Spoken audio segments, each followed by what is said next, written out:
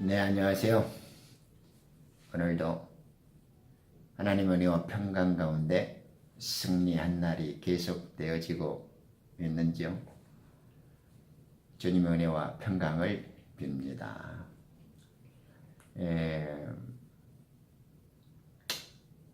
오늘 이 시간에는 이제 전 영상에 계속 이어서 세상에서 가장 위대한 공부, 그리고 단 하나의 유일하고도 참으로 놀라운 고품격 드라마를 만나보기로 하겠습니다. 기독교는 생명을 되살리는 기독교, 성경이 열리고 구원과 만나는 기독교, 삼양원리 일관 독법, 즉 하나의 위치를 꿰뚫어서 어이없도록 재밌고 쉬운 구원, 그리고 강력한 이런 믿음과 회개를 촉구하고 우리의 좀 흐리멍텅하고 이 희미해진 이런 어떤 상태를 조금 더 이거 쉽고 간단하면서도 강력하게 그리고 좀 제대로 된 그런 어떤 믿음을, 그런 구원을 좀 이렇게 뿌리내리자, 이런 측면에서 접근하고 있습니다. 별로 어렵지 않죠? 네. 저처럼 쉽고 재밌는 느낌과 그런 공부가 되었으면 좋겠습니다. 모든 인간은 태어난 후에 호적이 만들어지지 않습니까? 우리 이렇게 신원주의라고 그런가요? 그것이 이제 일반적인 인간의 길이죠. 그러나 이 땅의 주인은 그리고 지극히 높으신 하나님의 아들 예수 그리스도께서는 지상에서의 예외죠. 그리고 유일하게 이 땅에 오시기 전에 이미 호적과 그 신원이 만들어졌습니다. 태어나기 이전에 어떻게 태어나실 건가가 정해진 거죠. 그분이 이 땅에 오시기도 전에 그분이 어떻게 사시고 어떻게 죽으실 것인가, 이것도 또한 기록이 되어 있습니다. 그러니까 애언되어져서 오셨고 그 애언된 대로 사시다가 애언된 대로 죽으셨죠. 하나님이시면서 인간의 모습, 그죠? 우리 인카네이션이라고 그러죠. 자신을 맞추시고 인간의 형체를 비로소 육신의 몸을 입고 이 땅에 오셨다. 그것을 인카네이션. 인간의 모습을 가지고 오신 예수님, 이미 세상이 시작될 때부터 자신의 혈통과 족보를 관리하셨고 애언하셨고 그대로 만들어서 우리에게 보여주셨습니다. 그래서 예수님의 이 실제 맞춤 인생이 된 거죠. 그렇게 일생을 보내시다 짧은 생애를 그렇게 강력하고 뜨겁게 사시다가 그것도 우리를 위해서, 죄인된 우리를 구원하시기 위해서 그 짧지만 그 눈물과 비참함과 우리를 위해서 모든 인간이 당할 수 있는 가장 최고의 고통과 슬픔과 고초를 겪으신 거죠. 눈물 나죠? 네, 저는 눈물 납니다. 어떻게 이 거룩하시고 아름다우신 분을 제대로 설명할 수 없고 제대로 증거하지 못한다는 그것이 늘 가슴 아픕니다. 자, 이제 시작합니다. 첫 번째, 철저하고 완벽한 족보입니다.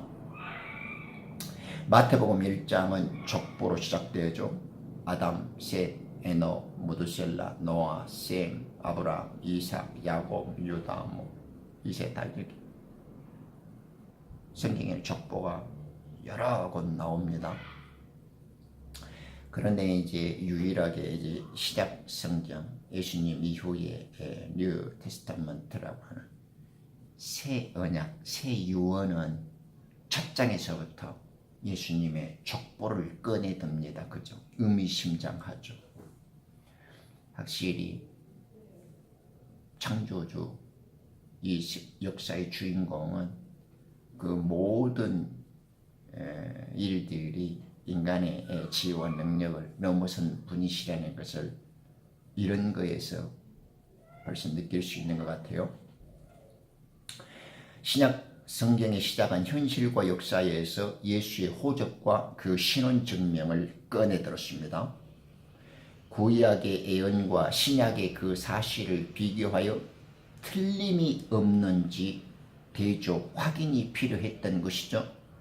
이 땅에 사는 존재들 가운데 그 누가 세상 시작부터 약속하고 이미 태어나기 전부터 이토록 완전하고 완벽하게 호적을 만들어낼 수 있다는 것입니까?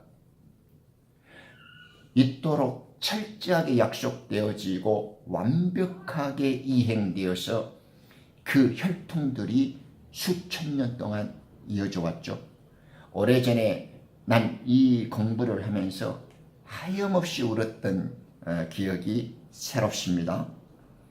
이런 하나님, 이런 예수님을 왜 어릴 때부터 제대로 배우지 못하고 젊음을 방황했어야 했었고, 왜 이런 신앙 생활을 어렸을 때 그 청명하고 젊은 시절에 제대로 배우지 못했을까?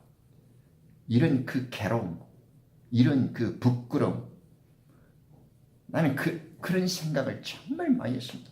이런 걸 좀 어렸을 때, 중학교 때나 고등학교 때나 좀 대학교 다닐 때 이런 걸 좀 학습했으면 얼마나 좋았을까? 그런 생각이 한참 나이 들고 방황의 시절을 겪을 때 들었죠. 그것도 참 불가사의해요. 어쩌면 그런 괴로움들이 자라나고 꽃 피워져서 이런 글을 쓰고 이런 방송을, 이런 또 영상을 만들게 되었는지도 모르겠습니다. 두 번째, 어떻게 태어날 것인가? 그러므로 주께서 친히 한 표적을 너희에게 주시리라. 보라, 한 처녀가 임신하여 한 아들을 낳으리니 그의 이름을 임마누엘이라 하리라 써졌죠.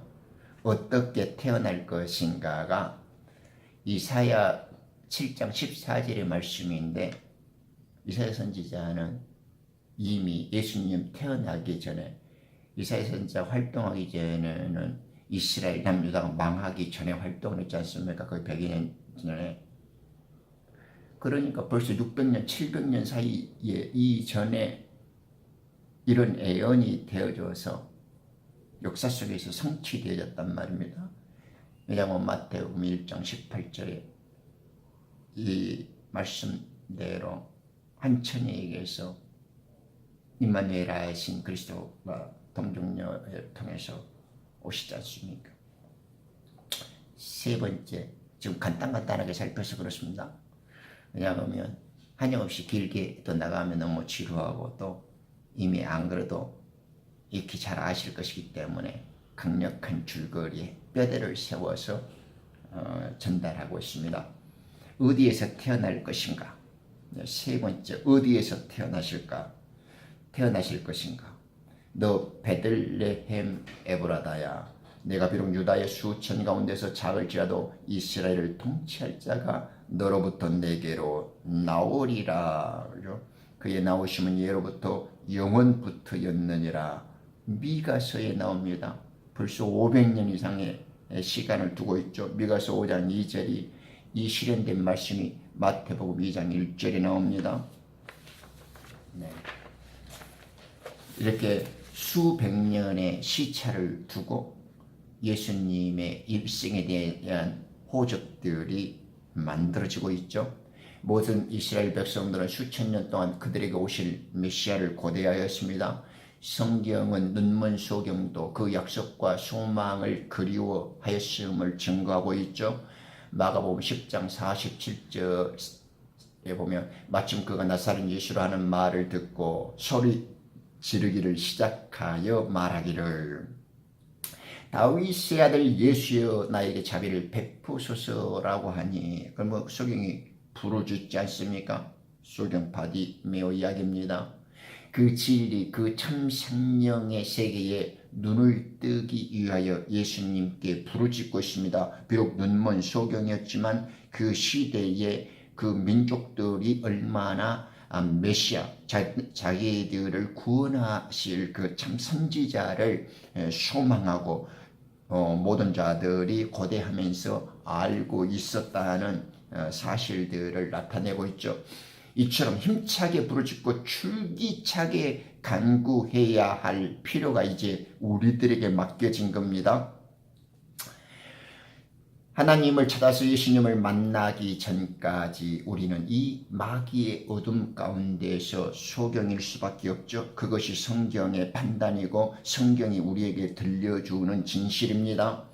예수님은 하나님 나라의 주인이시고 그 자신이 하나님 나라요 또한 왕국입니다. 요한복음 3장 3절이죠.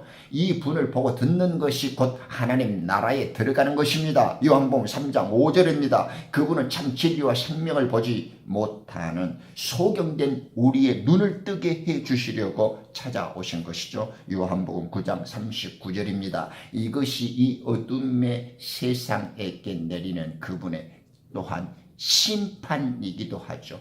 그분의 말을 듣지 못하고 그분을 보지 못하는 것이 지옥에 가는 가장 확실한 심판이 되는 것입니다. 심판 따로 없습니다. 예수님의 귀를 듣고도 담아버리고 예수님을 보고도 눈을 감아버리고 그 말이 들려주고 보게 되어졌는데도 깨닫지 못하는 것이 심판이다라고 하는 것입니다. 두려운 이야기입니다. 우리는 시간을 내어서 좀 더 의도적이고 좀 더 열정적으로 예수님의 말을 듣고 귀 기울여 봐야 합니다.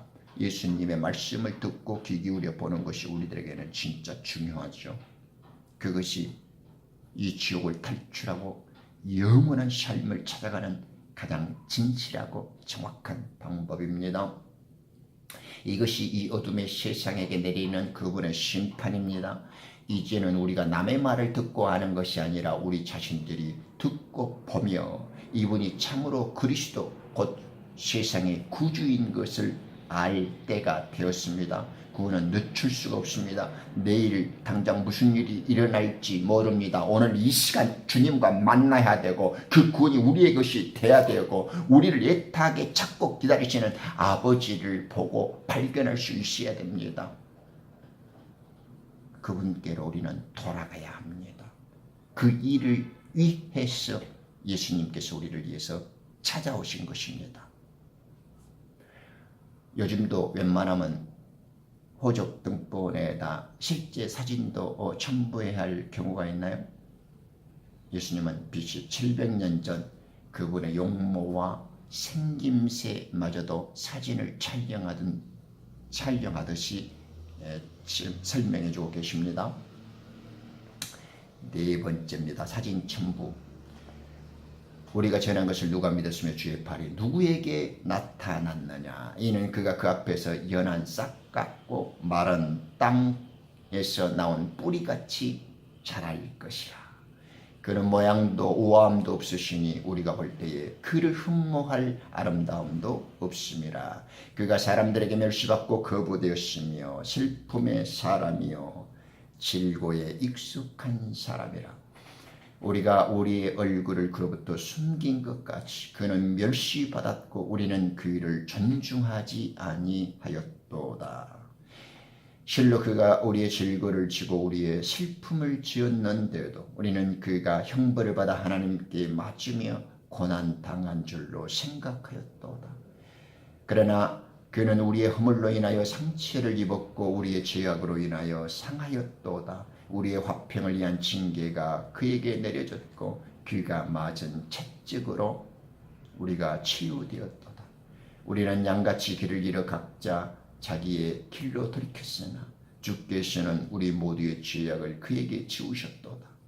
그가 억압을 당하고 고난을 당하여도 그의 입을 열지 아니하였으니 그가 어린 양처럼 토살장으로 끌려가며 털 깎는 자들 앞에 양이 말 없었듯이 그가 자기 입을 열지 아니하는도다.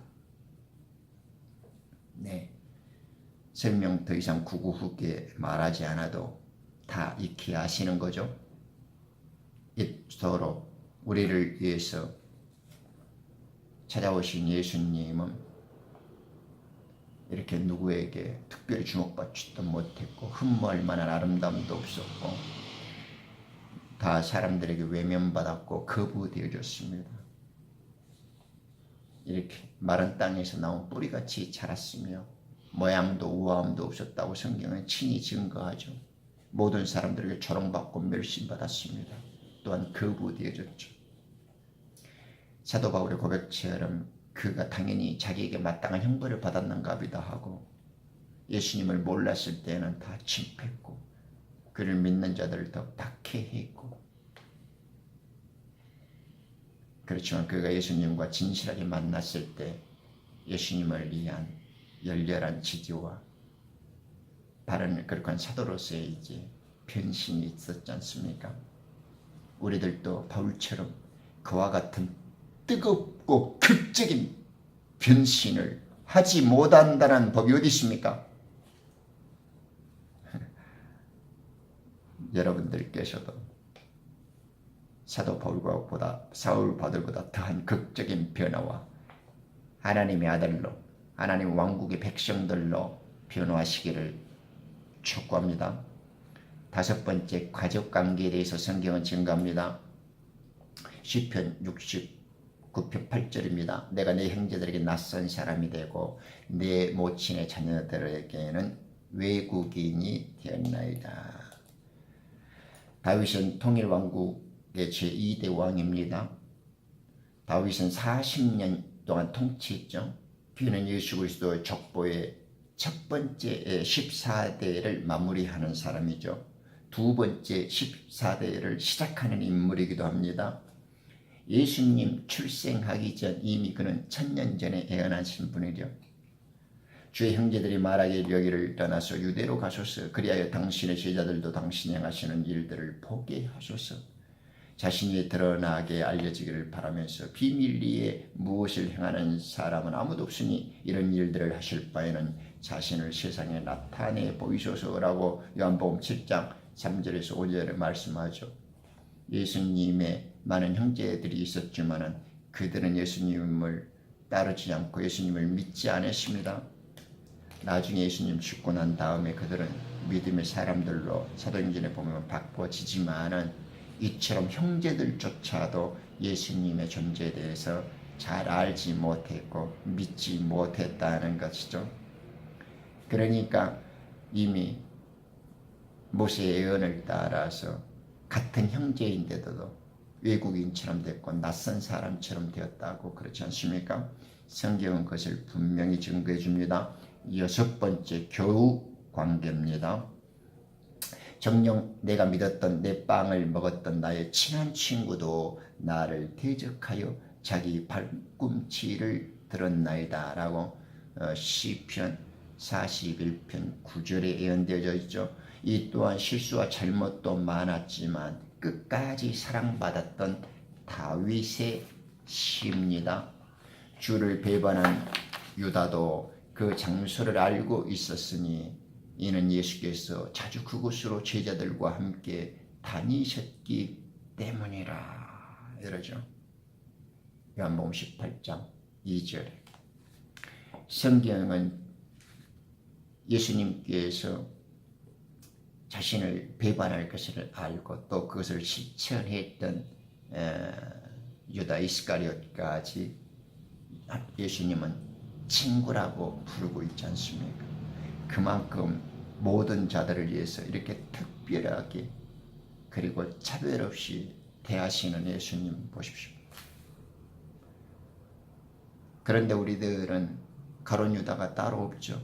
우리들은 우리들의 욕심과 우리들의 이익과 우리들의 쾌락과 우리들의 명예와 우리들의 조금의 그 안락을 위해서 얼마나 쉽게 유다처럼 행합니까? 아니 어쩌면 유다보다 더 고등적이고 더 은밀하게 주님을 배반하고 주님을 더 실망시키며 주님을 더 골 때리게 만드는지도 모르죠. 그러니 유다를 욕할 자격이나 있는지 모르겠습니다. 7번째, 소개비나 유산 정리 방법에 대해서 성경은 또한 가르쳐줍니다. 내가 그들에게 말하기를 너희가 좋게 생각한다면 내 값을 내게 쳐주고 그렇지 아니하거든 그만두라 하였더니 그들이 내 값으로 은 30개를 달았느니라. 스가랴 11장 12절의 말씀입니다. 이 돈을 어떻게 처리했습니까? 주께서 내게 말씀하시기를 그것을 토기장이에게 던지라. 그들이 나를 매긴 좋은 값이라 하시기에 내가 은 30개를 취하여 주의 집에 있는 토기장이에게 던졌더라. 13절에 이렇게 예언되어졌습니다. 스가랴 선지자 활동 시기는 동료 학계 선지자와 같은 BC 520년경에 활동했죠. 그의 예언을 기록했던 시기입니다. 이 예언의 성취는 마태복음 26장, 27장에 자세히 잘 나와 있죠. 왜냐하면 가룟 유다가 그 성전 정모자들 그 주선들하고 결탁해서 예수님을 판 대가의 돈을 은전 30개로 받고 결국 배신을 때리면서 그 자책으로 죽어서 피밭을 사지 않습니까? 그들의 때 12 가운데 하나는 유다 이스카리옷이라는 자가 선임 제사장들, 저는 제사장이란 말을 잘 안 쓴다고 그랬죠. 근데 이제 이해를 구하기 위해서 성경을 그대로 읽어드렸습니다만은 이러한 번역은 별로 반가워하지 않고 이런 것은 주선이나 성전 직무자로 좀 바꿔야 할 필요가 있다라고 제가 기독교의 저주, 이 오래된 귀신의 혀와 이 마귀에게 붙들린 정신병적 언어에 대해서 교정이 좀 필요하고 회개가 필요할 때라고 한번 말했던 것을 다시금 기억해 주십시오. 제사장들 이 망발, 이 더럽고 추접스럽고 저주스러운 단어, 주님의 성전 직무자가 우리가 지금 귀신이나 죽었던 조상이나 이런 더러운 민간인에서 성경에 들려주는 언어를 우리식으로 대입해서 단어를 이렇게 조작하고 변경하고 오염된 쓰레기 언어를 사용할 필요가 없습니다. 제가 소통시키기 위해서 이런 자들의 그 번역을 뜻을 통하기 위해서 낯설까 봐서 읽어드리고는 있습니다만은 저는 이렇게 선임 주선이나 제사장이라는 말을 안 쓰고 희생이나 성전 직무자라고 말씀하실 때 그걸 한번 기억해 주시라고 말씀드린 적이 있습니다. 전 영상을 좀 참조해 주시고요. 내가 그를 당신들에게 넘겨주리니 나에게 무엇을 주겠나이까 하니 그들이 은 30개로 약정하더라. 마태복음 26장 14절 15절에 나옵니다. 주를 배반한 유다가 주께서 정죄받으신 것을 보고 스스로 후회하여 은 30개를 그들에게 되돌려 줍니다. 27장 3절에 나오죠.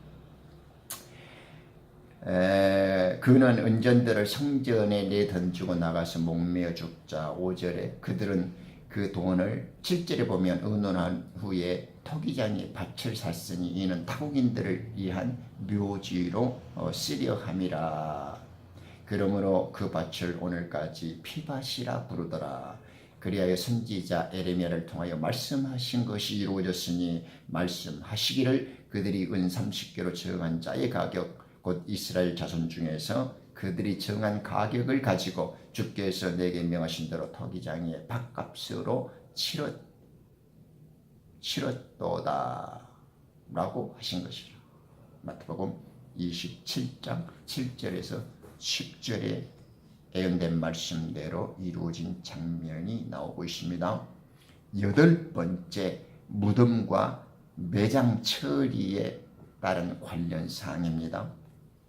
그가 악한 자들과 함께 자기의 무덤을 마련하였으며 그의 죽음을 부자와 함께 하였으니 이는 그가 폭력을 행사하지 않았고 그의 입에는 속임수가 없었기 때문이라. 이사야 53장 9절의 말씀입니다. 이사야 선지자의 예언의 말씀을 더욱 잘 확인할 수 있죠. 저녁이 되었을 때 아리마대의 부자 요셉이라고 하는 사람이 왔는데 그도 예수의 제자였더라. 바위를 파서 만든 자기의 새 무덤에 안치하고 큰 돌을 굴러 무덤 문을 놓고 가더라.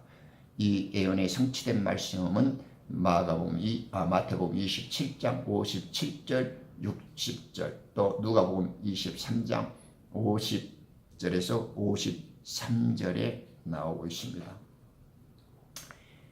우리 주님은 이 땅에서 아무것도 가진 것이 없었죠. 자기가 죽고 들어갈 무덤조차도 없었습니다. 그러나 성경에 예언한 대로 똑같이 인간의 욕심처럼 무덤에 들어가야 했고 그 무덤은 부자의 무덤을 잠시 빌려 쓴 무덤이 되어졌죠. 그것을 이사야 선지자는 예언해 놨는데 그 말씀처럼 부자 아리마대 요셉의 새 무덤을 빌려서 주님은 그곳에서 3일 지옥을 보내게 됩니다. 9번째 사망 장소의 생생한 뉴스입니다. 사망 현장이 어디서 죽을 건가도 성경은 아주 역사적으로 의미심장하게 예언해주고 있죠. 이것뿐만 아니라 더욱 기가 막힌 것은 죽는 방법들에 대한 예언입니다. 시편 22편에는 생생한 죽음의 현장 사진들입니다. 페니키아에서 발달된 가장 극악한 처형 방법이 십자가였죠.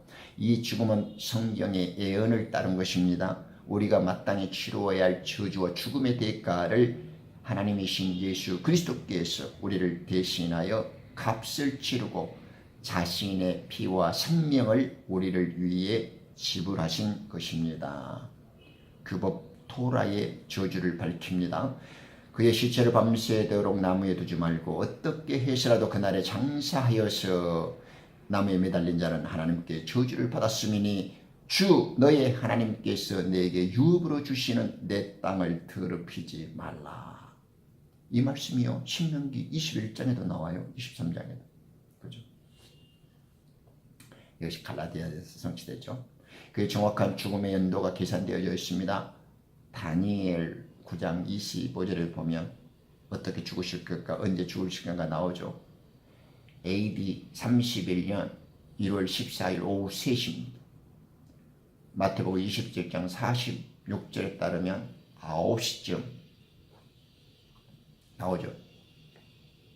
그러니까 유대인의 시각으로 하면 정오에 달려서 우리들의 3시쯤 한낮에 이제 돌아가신 거죠. 그때는 영원 땅에 흑암이 이제 들었다고 성경은 진술해 주지 않습니까? 마치 출애굽 당시 출애굽기 12장에 보면 어린 양을 잡아 문설주에 바른 그 시각처럼 저녁 때에 이게 이제 주님이 죽을 때 그 저녁 사이에 매달렸기는 일찍 낮에 돌아가셨지만은 이제 밤에 무덤에 이제 들어가는 사이 아르바임이라고 하는데 베인 하 아르바임 그 두 저녁 사이다라는 말이죠. 하나님의 속죄 양으로 돌아가신 것입니다. 요한복음 1장 29절에 우리의 허물로 인하여 상처와 채찍을 당하셨죠. 이사야 53장 5절 유명한 어린 양의 노래가 나오지 않습니까? 요한복음 19장 1절에 나오죠. 우리 주님 그 죽으실 때 로마 병병들에 의해서 당하신 채찍질로 인류의 범죄로 인하여 가시관을 쓰셨죠. 19장 2절 창세기 3장 18절에 땅은 저주를 받아서 가시를 내죠. 그 가시를 친히 당신의 머리에 이고 가십니다. 또한 성경의 예언을 이루려고 뼈에 꺾어짐을 당하지 않았습니다. 민수기 9장 12절, 시편 34편 20절 또한 이 말씀이 요한복음 19장 32절, 33절에 응하여지죠. 보통 사람들은 일찍 절명하지 않기 때문에 시체를 치울 때는 뼈를 꺾어갖고 아니면 일부러 죽음을 확인한 후에 가지 않습니까? 그런데 예수님께서는 연약하시고 고통이 심하신 상태에서 일찍 돌아가시게 되죠. 다른 강도들보다. 그래서 먼저 죽어버렸기 때문에 창에 찔림을 당하여서 확인을 받고 뼈는 꺾임을 당하지 않게 됐지 않습니까? 그것도 또한 성경의 예언처럼 동일하게 뼈가 꺾임을 당하지 않는다 하는 말씀을 이루게 됩니다.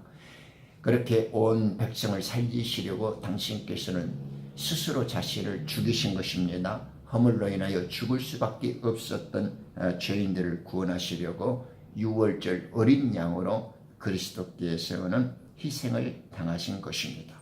그의 피와 희생으로 우리는 구속, 즉 죄의 값을 치르는 거죠. 구속, 리디미션이라는 것이 우리는 중요한 말이죠. 마귀에게 죽음의 권세를 갖고 있는 마귀에게 이 땅을 내어주셨는데 하나님께서는 한 번 주고 대가를 안 줄 수는 없지 않습니까? 제가 좀 쉽게 말씀을 드리면 우리 자동차의 잘못으로 인해서 견인 당하지 않습니까? 미국에서 이제 자동차가 견인 당하면 우리 이제 그 벌금을 내야 하잖아요. 내 차가 내 차인데 잘못되었기 때문에 차를 끌고 가본단 말입니다. 그러면 견인 장소에 가서 그 차가 왜 견인되어졌는지를 알고 그 대가를 이제 벌금으로 물어야죠. 그래야 이제 내 차를 찾아올 수 있지 않습니까? 한국에서도 그러죠. 이와 같이 우리가 값을 지불하지 않으면 안 된단 말입니다. 그래서 마귀에게 내어준 우리 당신의 백성들의 생명값을 치르려면 마귀에게 대가를 줘야 되지 않습니까? 마귀가 지옥의 주인으로서 이 세상의 하나님으로서 통치하고 있는데 마귀에게 빈손으로 우리들의 생명을 주라고 할 수가 없잖아요. 그래서 하나님께서는 친히 당신의 생명을 육을 만들어서 오셔가지고 우리들을 위해서 당신 자신의 목숨을 우리들을 위한 생명의 벌금으로 생명의 대가로 당신의 목숨을 지불하신 것입니다. 세상에 공짜 없죠.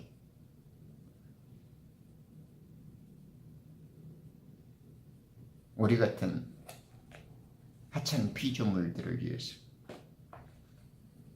우주의 주인이신 당신이 스스로 자신을 죽여가지고 아무에게도 허물을 탓하지 않으시고 너희들에게 죄를 묻지 아니하시고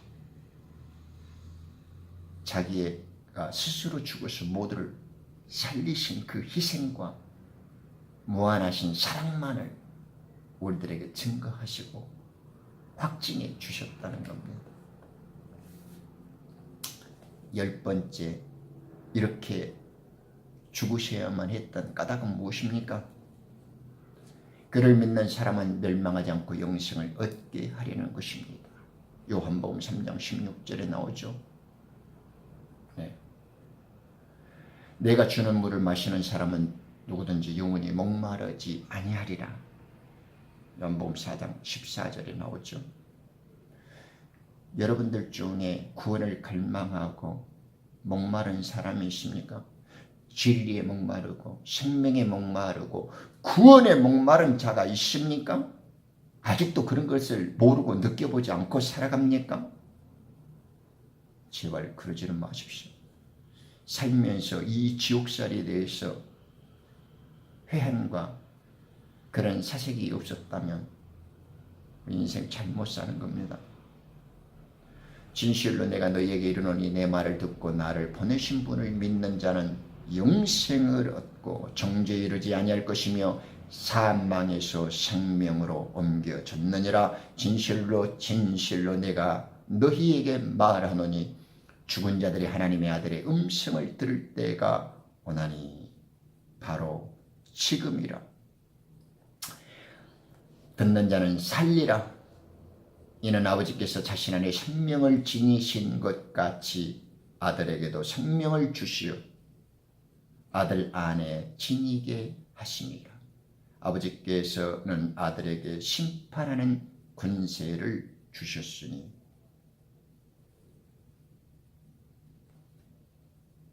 이는 그가 인자임이라. 하나님께서는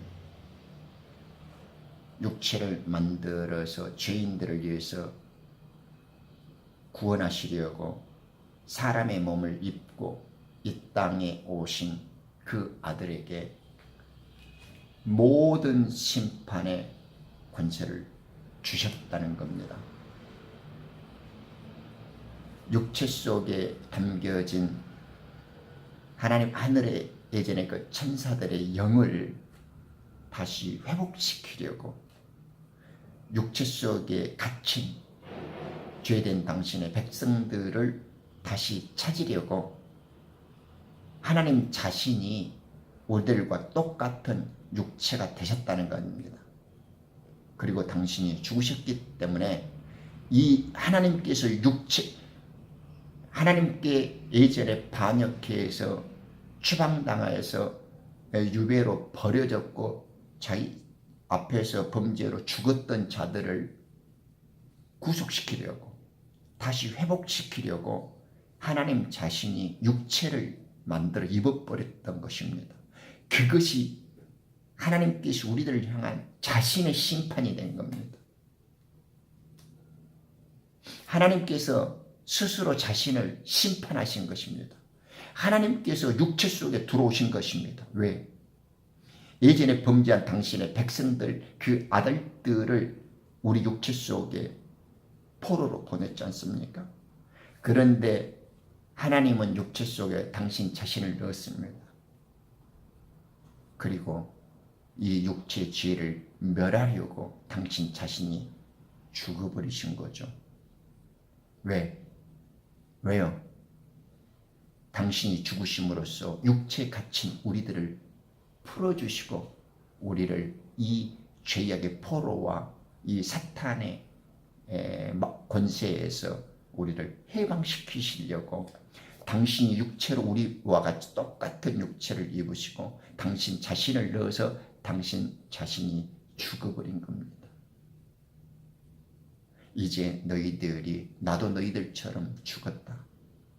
그래서 너희의 잘못들을 용서하며 내가 죽은 것 같이 너희들을 사랑하는 나의 사랑을 믿고 너희들을 찾아온 나의 이야기를 듣고 나의 뜻을 안다면 내가 너희들처럼 죽었다는 걸 알고 나의 죽음을 통하여 너희가 살아나는 것을 또한 깨달아라 해서 하나님께서 친히 육체를 입고 오셔갖고 우리 죄된 육체를 죽여버리고 이 육체 속에서 다시 살아남으로 나의 사랑을 믿고 따르는 자들에게 영원한 생명이 다시 뒤따라오고 이러한 능력이 확정되어진 사실을 당신께서 증명하셨다라는 겁니다. 하나님이셔 하나님 아들 예수로 오셔서 믿는 자들에게 으뜸이 되셨고 맏아들이 되셨습니다. 그분이 인자 곧 사람의 아들로 이 땅에 오셨다는 것이 그것이 심판이었다 이렇게 말씀을 하신 거죠. 이제 더 이상 심판이 없습니다. 하나님이 육체를 만들어 오셔서 당신이 자기 자신을 죽어버린 것이 이제 심판입니다. 그보다 더한 심판은 없습니다. 우리들에게 인간에게 더 보여줄 것도 없습니다. 이 최종의 사랑, 이 마지막 지극한 하나님의 구속의 은혜가 곧 심판이었음을 성경은 증거합니다. 유대인들은 자기들의 구주요 아버지를 배신했습니다. 그분을 못 박았습니다. 그렇지만 주님은 그것을 뛰어넘고 우리를 찾고 계시고 우리를 역시 부르고 계십니다. 이제 주님께로 돌아가야 할 시간입니다.